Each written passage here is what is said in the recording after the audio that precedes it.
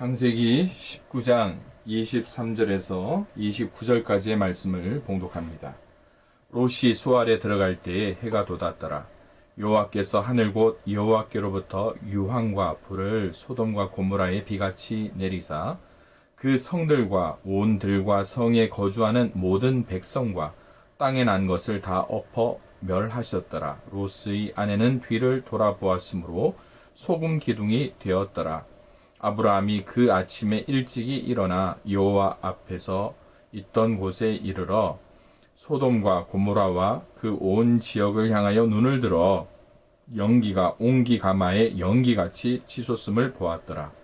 하나님이 그 지역의 성을 멸하실 때 곧 롯이 거주하는 성을 엎으실 때에 하나님이 아브라함을 생각하사 롯을 그 엎으시는 중에서 내보내셨더라.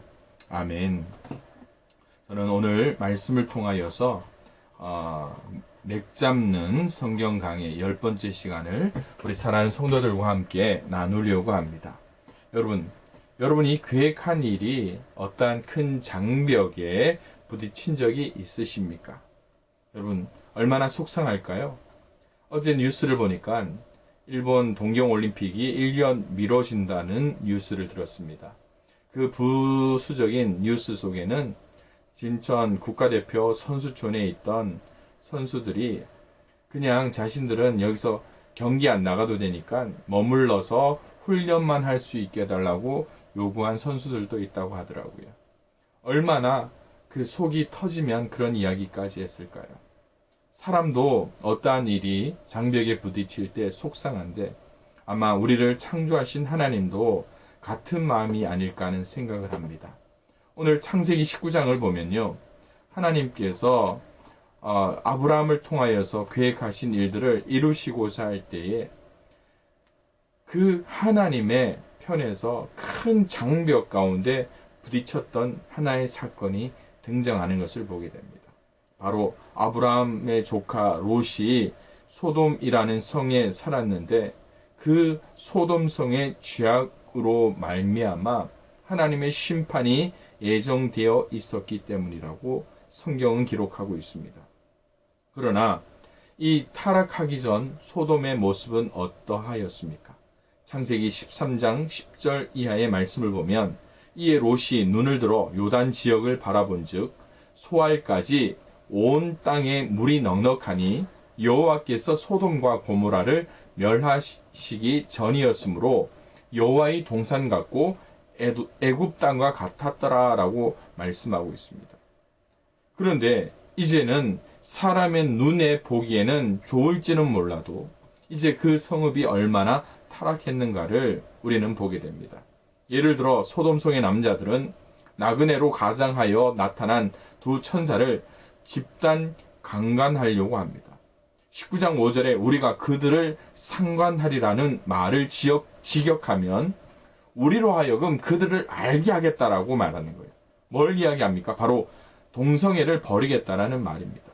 그래서 소돔이라는 말에서 파생된 영어 소도미라는 단어는 남성 동성애를 지칭하는 말입니다. 그러나 성적인 타락은 소돔의 죄악들 가운데 일부분에 지나지 않았다라고 이야기합니다. 또 다른 죄가 무엇이 있었을까요? 에스겔 16장 49절에 보면 소돔의 타락상을 이렇게 묘사하고 있습니다. 내 아우 소돔의 죄악은 이러하니 그와 그의 딸들에게 교만함과 음식물의 풍족함과 태평함이 있으며 또 그가 가난하고 궁핍한 자를 도와주지 아니하며 라고 말씀합니다. 소돔의 타락에도 불구하고 하나님은 아브라함에게 만일 그 성에서의 의인 10명만 찾을 수 있다면 그 성을 멸하지 않겠다라고 말씀하는 것. 바로 창세기 18장에 소돔과 고모라에 있는 조카 롯을 향한 아브라함의 중보 기도를 통해 보게 되는 것이잖아요. 하나님은 이미 소돔과 고모라를 심판하시기로 결정하셨습니다. 그때 아브라함의 기도가 무엇입니까?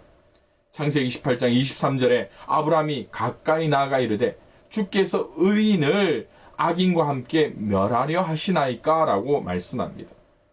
그래서 아브라함은 소돔에 사는 의인 50명만 있으면, 거기서 5명이 없는 45명이면, 40명이면, 30명이면, 20명이면, 최종적으로 10명이면이라고 이야기하며 하나님께 자신의 마음을 내어놓잖아요. 하나님은 결코 의인과 악인을 구별 없이 함께 멸망시키지 않으리라고 말씀합니다. 그러나 소돔성에는 의인 10명이 없었습니다. 그래서 결국에는 하나님의 불심판을 당하고 말았습니다. 성경은 소돔과 고모라의 멸망에 대해 과학적인 관점에서 설명하고 있지 않습니다. 즉, 그 성읍이 멸망 원인이 화산 폭발 때문이냐? 거기에 대해서 이야기하고 있는 것이 아니에요. 성경이 강조하고 있는 것은 소돔과 고모라가 어떻게 멸망했느냐가 아니라 왜 멸망했느냐라는 것이잖아요. 소수, 단 몇 사람의 의로움이 죄 지은 집단을 심판해서 구원할 수 있다는 하나님의 의지가 여기서 드러나는 것 아닙니까? 물론 하나님은 특별한 은혜를 롯의 가정에 허락하셔서 그들을 구원해냅니다. 그렇기에 저는 오늘 말씀을 통하여서 소돔과 고모라 사건이 우리에게 무엇을 말씀하고 있는지 살펴보기를 원합니다. 첫 번째, 나그네에 대해 가져야 할 자세가 분명히 있어야 한다는 것을 말씀은 가르치고 있습니다. 아브라함의 인생을 대표하는 단어가 무엇이 있을까요? 바로 복이라 말할 수 있습니다. 그러나 여러분, 앞서 설교를 통하여서 제가 말씀드린 것이 있잖아요. 아브라함의 생애는 나그네였습니다. 또한 그 아브라함의 인생을 되돌아볼 때 자신이 나그네였기에 자신을 찾아오는 다른 나그네에 대해 소홀함 없이 대접하였던 사람이었음을 우리는 보게 됩니다. 그런데 저는 여기서 바로 이 아브라함의 나그네 대접하는 모습이 바로 성도가 가져야 할 영적인 자세라는 것을 말씀드리고 싶습니다. 오늘 소돔과 고모라의 롯을 찾아온 나그네의 정체는 누구일까요? 바로 하나님의 사자 천사입니다. 이 천사들의 역할은 무엇입니까? 바로 소돔이 곧 심판받게 될 것이라는 것을 알리기 위한 역할입니다. 유대인들의 탈무드에는 다른 시각에서 이 말씀을 해석하고 있습니다. 소돔 사람들이 그 도시를 찾아온 나그네들을 험하게 대접하는 것은 그들을 낙담시키기 위해서이다. 소돔 사람들은 자기들이 이룩한 번영을 낯선 사람과 결코 나누려 하지 않았다라고 말씀합니다. 그래서 그 도시를 찾아온 나그네들에게 소돔 사람들은 때로 몰려가서 그들에게 겁을 주어 내쫓을 작정이었습니다. 소돔 사람들의 죄악은요, 낯선 땅에서 보호받을 권리가 있는 나그네에게 도리어 횡포를 부른 데 있습니다. 앞서 우리가 보았던 에스겔 16장 49절 말씀을 다시 읽어드립니다. 내 아우 소돔의 죄악은 이러하니 그와 그의 딸들에게 교만함과 음식물의 풍족함과 태평함이 있으며 또 그가 가난하고 궁핍한 자를 도와주지 아니하며. 맞습니다. 손님을 대접하지 않은 것이 아니라 무참히 짓밟아버리는 그들의 횡포가 하나님 앞에서 얼마나 큰 죄인지 보게 됩니다. 오늘 우리 삶에서도 이러한 모습을 보게 되지 않습니까? 여러분, 이전보다 우리는 더 잘 살게 되었습니다. 우리는 더 좋고 편리한 기구들을 가지고 살아가고 있습니다. 그런데 윤택함과 또한 그러한 도구들이 남에게 대한 관심과 배려로 나타나야 되는데 우리는 그것으로 인해서 우리를 더 감추려고 하고 있습니다. 또 누군가의 간섭을 두려워하고 거부하고 있을 우리의 모습도 분명히 있습니다. 예를 들어 이번 코로나19 사태를 통하여서 전 세계로 이 바이러스가 확진되고 있는데요. 중국을 제외하더라도 그 뒤를 따르는 많은 확진자가 많은 나라들을 한번 보십시오. 대부분이 선진국들입니다. 잘 살면 강할 줄 알았잖아요. 잘 살면 건강할 줄 알았잖아요. 그런데 여러분, 여기에 함정이 있어요. 주변의 시선들, 주변의 간섭에 대해 무시하고 서로를 차단하는 삶의 모습 가운데 이 질병이 더 강하게 전파되잖아요. 우리의 삶, 우리의 모습에서 소돔의 그릇됨을 이겨낼 수 있어야 됩니다. 소돔처럼 외면했던 나그네 내 주변에는 없습니까? 사회적인 거리를 두어야지 이 질병에서 이길 수는 있을 거예요. 그러나 믿음과 복음의 거리를 얼마나 좁히느냐? 하나님은 소돔을 통하여서 우리에게 그렇게 말씀하고 있거든요. 그러기에 오늘 우리가 고난 속에 있고 어려움 가운데 있다 할지라도 믿음의 연단을 온전히 받아낼 수 있는 저와 여러분들이 될 수 있기를 주님의 이름으로 축원을 드립니다. 두 번째로 보호하려는 자를 도리어 보호하시는 하나님의 은혜를 경험할 수 있기를 바랍니다. 창세기 19장 9절과 10절에 보면 롯은 자기 집에 찾아온 손님을 안전하게 보호하기 위해서 필사적으로 노력하고 있는 모습을 보게 됩니다. 소돔 사람들의 공격 앞에서 무방비 상태에 있었기 때문에 어떻게든 그들의 마음을 가라앉히는 것이 급선무였습니다. 롯의 방법이 어떤 방법이었습니까? 자기의 두 딸을 사람들에게 내어주겠다라고 제의합니다. 이러한 롯의 방법은 해결의 방법이 아닙니다. 절망적인 상황에서 최악을 막기 위한 궁여지책에 불과했다라는 거예요. 왜냐하면요, 고대 사회는 부권, 부계 중심의 사회였습니다. 그래서 아버지이기 때문에 약혼한 딸이지만 결혼식을 치르기 전이었기 때문에 딸들을 어떻게 합니까? 아버지가 어떻게 하려고 합니다. 롯은 자기 가족을 희생시키면서까지 나그네를 보호하려고 하잖아요. 그런데 그의 행동이 하나님에 대한 영적인 판단과 행동에 따라 나타났던 모습이 아닙니다. 그럼 무엇일까요? 바로 그 당시 타락한 소돔의 문화적인 모습을 그의 삶을 통하여서 반영하고 있는 거잖아요. 만일 우리가 하나님 나라의 기준을 가지고 산다면, 하나님이 우리의 판단의 기준이 된다면, 하나님의 말씀이 우리의 기준이 된다면 과연 그렇게 행동할 수 있었을까요? 여러분들에게 질문합니다. 이 상황에 롯에게 없었던 것이 한 가지가 있습니다. 무엇일까요? 바로 하나님입니다. 하나님 앞에 기도하지 않습니다. 하나님을 찾지 않습니다. 인간의 계획은요, 더 큰 위험 가운데 빠질 수밖에 없습니다. 시편 50편 15절에 이렇게 말씀합니다. 환난 날에 나를 부르라. 내가 너를 건지리니 내가 나를 영화롭게 하리라. 그런데 이 사람들의 반응은 어떻습니까?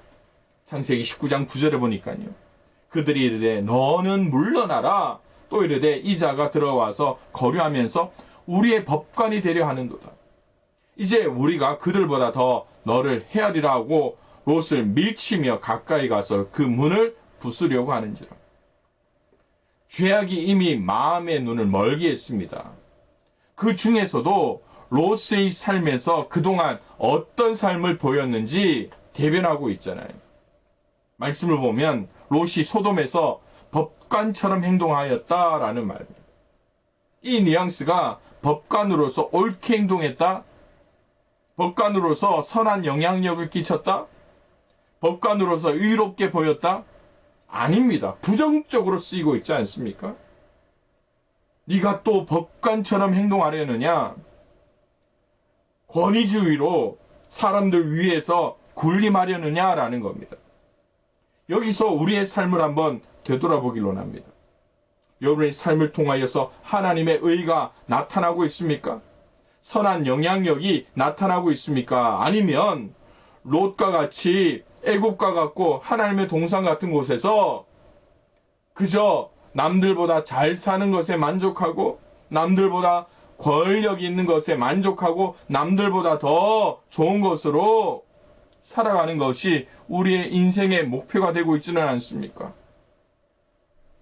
오늘 우리의 삶에서 깨어 있어야 할 이유가 바로 여기에 있다라는 거예요. 말씀을 또한 계속 보면 롯의 집을 찾았던 이들의 행동이 더 거칠어지고 있습니다. 오늘날 말로 폭도로 변하게 된다는 것이죠. 마음의 눈이 먼 이들이 롯을 해치고 폭력을 행하려고 합니다. 롯이 나그네를 보호하려고 했던 그 모든 행동이 무용지물이 됐잖아요. 그들의 눈을 멀게 하시는 이가 누굽니까? 바로 하나님입니다. 천사들이 이제 그 상황에 개입함으로 말미암아 롯의 집에 쳐들어왔던 이들의 눈을 멀게 하고 롯과 그의 가족을 위기에서 끌어내는 모습을 보게 됩니다. 롯은 끝까지 자기 힘으로 손님을 보호하려 했지만 오히려 보호를 받는 위치가 됩니다. 여러분, 시편 40편 1절 2절에 이런 말씀이 있더라고요. 내가 여호와를 기다렸더니 귀를 기울이사 나의 부르짖음을 들으셨도다. 나를 기가 막힐 웅덩이와 수렁에서 끌어올리시고 내 발을 반석 위에 두사 내 걸음을 견고하게 하셨도다. 사랑하는 성도 여러분, 여러분은 무엇을 의지하고 있습니까? 롯은 어쩌면 이 사건을 통해 더 이상 구속사에서 나타나지 않습니다. 롯의 삶을 통해서 우리가 롯이 잊어버렸던 것을 회복하고 우리는 반등해야 되는 거예요. 하나님을 의지하고 하나님 안에서 문제 해결을 우리는 배워야 된다라는 것이죠. 그러므로 말미암아 여러분들에게 주어진 귀한 은혜를 조차 선한 열매를 맺으며 십자가의 삶을 살아날 수 있는 저와 여러분들이 될 수 있기를 주님의 이름으로 축원을 드립니다. 마지막으로 소돔과 고모라의 심판 중에서도 하나님이 바라보고 있었던 것이 하나 있습니다. 그것이 무엇일까요? 아브라함을 생각하시는 하나님을 우리는 만나야 됩니다. 창세기 19장 29절에 보니까요, 하나님이 그 지역의 성을 멸하실 때에, 곧 롯이 거주하는 성을 엎으실 때에 뭐라고 합니까? 하나님이 아브라함을 생각하사, 하나님이 아브라함을 생각하사 롯을 그 엎으시는 중에 내보내셨더라 라고 말씀합니다. 여러분, 생각하다는 뜻이요, 새기다라는 뜻으로 쓰입니다. 아브라함의 간절한 기도를 하나님께서 마음에 새겼다라고 말씀하는 겁니다. 소돔을 멸망시키는 심판 중에서도 롯과 그 가족을 구해 주셨다라는 말씀입니다. 심판의 주체가 누굽니까? 바로 엘로힘, 전능하신 하나님이십니다. 롯이 구원을 받은 것이 무엇 때문입니까? 롯이 어떠한 의로운 노력을 했기 때문입니까? 아닙니다. 하나님의 전적인 하나님의 이끄심이죠. 그런데 그 속에 무엇이 있었다고요? 아브라함의 중보 기도가 근거하여서 하나님이 롯을 구해 주셨다라는 것 아닙니까? 여기서 우리는 기도의 위대성을 배울 수 있습니다. 아울러 진노 중에서도 하나님이 사랑하시는 종의 기도를 들으시고 택한 자를 잊지 아니하시는 하나님의 긍휼을 발견하게 되는 거예요. 여기서 저는 항상 이런 이야기를 하죠. 기억됨이 은혜다. 하나님이 기억하시는 것이 은혜라는 거예요. 결국 우리의 시선은 하나님을 바라볼 수 있어야 됩니다. 하나님을 신뢰하지 못하고 내 것을 지키려고 하잖아요. 나에게 주어진 소유, 내 힘을 의지해서 나에게 주어진 그 기득권을 지키려고 합니다. 그것이 하나님 앞에서는 다 더러운 옷과 같습니다. 결국 뒤를 되돌아보는 롯의 아내가 바로 우리의 모습 아닙니까? 롯의 아내가 결국 어떻게 됩니까? 소금 기둥이 되어서 여러분 불신앙의 상징이 되는 것이 아닙니까? 여러분, 여기서 또 한 사람을 보게 돼요. 안타깝게 우리가 바라보는 또 한 사람이 있잖아요. 누굽니까? 바로 롯입니다. 여러분, 하나님의 이끄심을 경험하고 하나님의 선하심을 바라보았던 롯이 어떤 상황입니까? 맞습니다. 롯은 소돔성의 멸망 사건에도 불구하고 깨달음을 얻지 못합니다. 결국 그는 술에 취한 상태에서 자신의 두 딸과 근친상간하여서 자손을 낳았는데 후일에 어떻습니까? 아브라함의 후손 이스라엘과 원수지간이 되는 것을 보게 됩니다. 여러분, 구해줘도 그게 다 은혜가 아니더라고요. 여러분의 모습은 어떻습니까? 훗날 예수님은요, 자신의 이적을 보고도 회개하지 않는 자들에게 소돔과 고모라의 예를 들어서 경고하시는 모습을 봅니다. 마태복음 11장 23절 24절에 가버나움아 내가 하늘에까지 높아지겠느냐 음부에까지 낮아지리라. 내가 내게 행한 모든 권능을 소돔에서 행하였더라면 그 성이 오늘까지 있었으리라. 내가 너희에게 이르노니 심판날에 소돔 땅이 너보다 견디기 쉬우리라 하리라. 여러분, 하나님은 이 세상의 모든 죄악에 대해 언제나 즉각적으로 심판하시지는 않습니다. 그러나 소돔과 고모라의 멸망 사건은 악에 대한 하나님의 인내에도 한계가 있다는 것을 우리에게 가르쳐 주잖아요. 그러기에 사랑하는 성도 여러분, 오늘 말씀을 통해 우리를 찾아오시는 하나님, 또한 우리에게 그 이웃의 모습으로 찾아오는 우리의 이웃들을 향하여서 선대하는 마음을 가질 수 있어야 한다는 것. 그뿐만이 아닙니다. 우리의 연약함을 아시고 우리를 보호하시는 하나님의 강권적인 역사와 은혜를 경험할 수 있어야죠. 겉모습만 예수장이가 되어서는 안 되는 거예요. 내 삶과 내 모든 삶의 전체를 통하여서 예수의 이름, 예수의 권능, 예수의 역사가 나타나야 되는 것 아닙니까? 그뿐만이 아니라 소돔과 고모라의 심판 중에도 아브라함을 생각하시는 하나님을 바라봐야 된다는 거예요. 우리의 고난 중에서도 우리의 기도를 기억하시고 아브라함을 생각하신 하나님, 오늘 이 영상을 통하여 예배드리는 집사님, 권사님, 장로님, 그 한 분 한 분을 기억하고 생각하시는 하나님의 은혜와 권능에 우리는 무릎 꿇고 우리의 시선이 그분을 향해야 된다는 것입니다.